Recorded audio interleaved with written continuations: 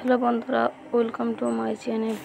আজকে আমি আপনাদের দেখাবো কীভাবে হাতে আঠা লাগা ঝামেলা ছাড়াই এঁচড় কাটা যায়। এই জন্য প্রথমে ভালো করে হাতে সরষের তেল লাগিয়ে নেব। এরপরে এঁচড়টাকে 4টে টুকরো করে নেব, করে এঁচড়টাকে ভালো করে ছিলে নেব।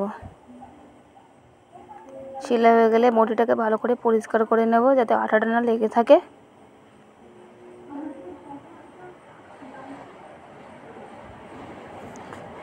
এরপরে ওই টুকরোকে টুকরো টুকরো করে কেটে নেব।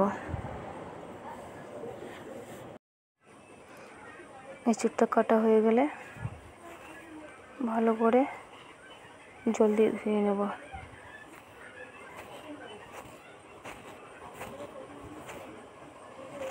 এইভাবেই এঁচড় কাটা সম্পূর্ণ হলো।